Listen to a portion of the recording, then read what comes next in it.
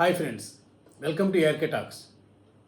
వరుసగా దేశంలోని వివిధ రాష్ట్రాల్లో జరుగుతున్న రోడ్డు ప్రమాదాలు, వాటిల్లో బలవుతున్న పెద్ద సంఖ్యలో బలవుతున్న అమాయకులను చూస్తూ ఉంటే ఎంతో బాధ కలుగుతుంది.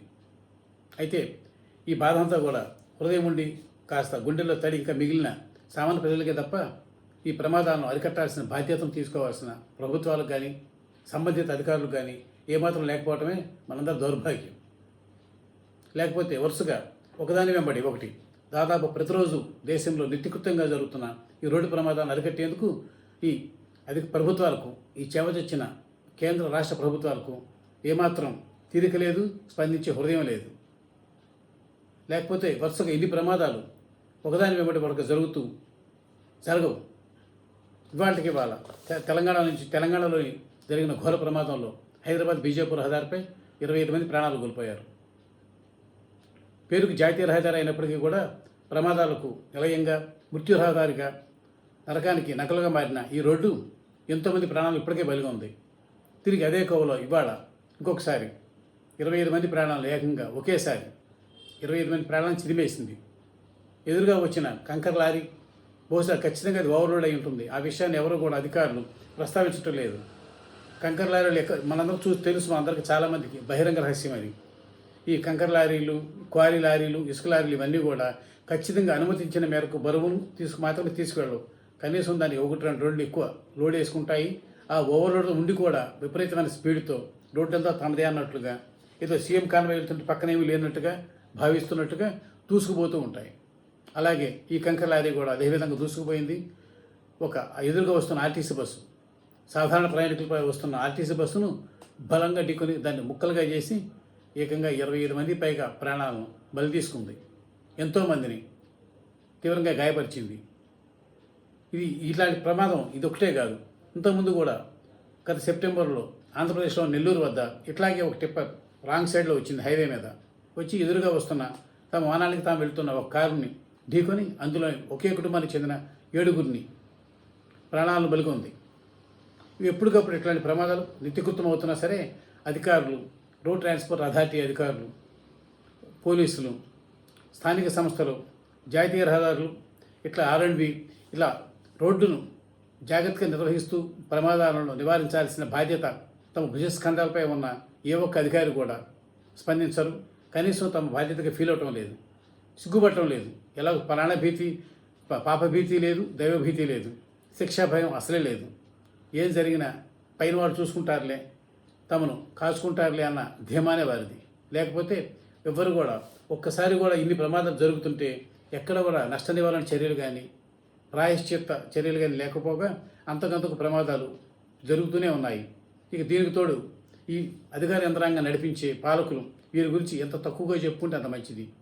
వారు ఏం చేస్తారో తెలియదు కానీ ప్రమాదం జరిగినప్పుడు మాత్రం అక్కడ వాలిపోయి శుష్క వాగ్దానాలు, గుండె తడి ఏమాత్రం లేకుండా పైపైన సానుభూతి ప్రకటనలు, సంతాప సందేశాలు, ఆ తర్వాత యథావిధిగా 5 లక్షలు, 10 లక్షలు, 15 లక్షలు ఆ టైంలో వారికి ఉన్న కంపల్షన్స్ బట్టి, వారికి ఉన్న అనివార్యతలు బట్టి, ఇతర కారణాలు బట్టి ఎక్స్ప్రెషన్ ప్రకటించడం, ఆపై చేరు దులుపుకోవటం, ఇలా ప్రమాదాలు జరగకుండా చూస్తామంటాం అంతే.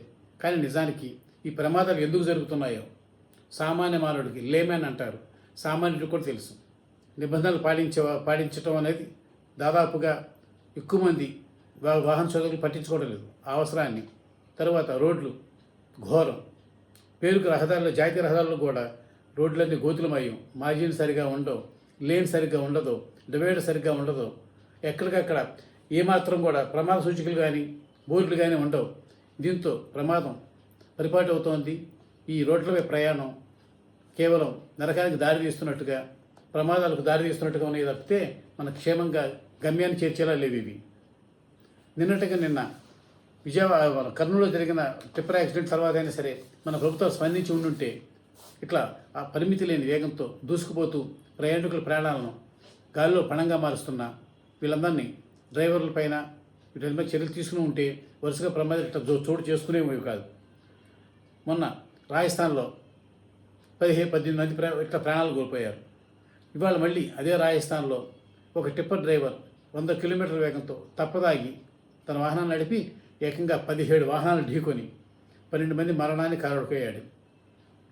దీంతో మొన్న ఈ మధ్యనే ఒక 10-15 రోజుల క్రితం కర్నూలులో జరిగిన వేమూరి కావేరీ ట్రస్ట్ బస్ మసిబుగ్గవటంలో 25 మంది ప్రాణాలు కోల్పోయారు. కనీసం వారెవరూ గుర్తించడం కూడా వీలైనంతగా మాడి మసి అయ్యారు. ఇవన్నీ చూసిన తర్వాత అయినా సరే గుండెలో తడి, కాస్తంతైనా ప్రజలంటే ప్రేమ, అభిమానం, తమ బాధ్యత గుర్తెరిగి ఉంటే కనుక పాలకులు పదే ఇట్లా జరుగుతూ ఉన్నప్పుడు కనీసం కొద్దిగానే చలించి ఉంటే, స్పందించి ఉంటే ఈ ప్రమాదాలు అరికట్టడం చాలా సులభం. ఎందుకంటే ఇవన్నీ కూడా మ్యాన్మేడ్ డిజాస్టర్స్, మానవ ప్రేరేపిత హత్యలు. అంతే తప్ప ఏదో ప్రమాదవశాత్తు ఏదో యథాలాపంగా దొరుకుతున్నాయి కాదు. దాదాపు ఇప్పుడు మనం చెప్పుకున్న ప్రమాదాలన్నీ కూడా నివారించదగినవే. ఓవర్లోడింగ్ను నిరోధించవచ్చు, ఓవర్ స్పీడింగ్ను అరికట్టవచ్చు, లేన్ కల్చర్ను పెంపొందించవచ్చు, రోడ్ కల్చర్ అంటే రోడ్ సెన్స్ దాన్ని కూడా అందరికీ అవగాహన కల్పించేలా తరగతి నిర్వహించవచ్చు. వీటన్నిటికీ మించి సంబంధిత అధికారులైన రోడ్ ట్రాన్స్పోర్ట్ అథారిటీ, ఆర్టీఏ కానీ, పోలీసులు కానీ, స్థానిక సంస్థలు కానీ, హైవేస్ కానీ, ఆర్ఎండ్బి వాళ్ళు వీళ్ళందరూ కూడా రోడ్లను ఆదాయ వనరులుగాను, టోల్ ట్యాక్సులు ఇతరులను వసూలు చేసుకోవడం ద్వారా తమ జేబులు నింపుకునే బ్రహ్మాండమైన ఏటీఎంలుగాను పరిగణించకుండా వాటిపై ప్రయాణించే వారి భద్రత కూడా తమ బాధ్యతను గుర్తించాలి. అలా కాని పక్షంలో ఇలా నిత్యకృత్యాలకు ప్రమాదాలు జరుగుతూనే ఉంటాయి. మళ్ళాంటి అమాయకులు రాలిపోతూనే ఉంటారు. కాలక్రమంలో ఇది రోడ్డు ఎక్కామంటే పాడెక్కాల్సిందేమోనన్న పరిస్థితిని కల్పిస్తాయి.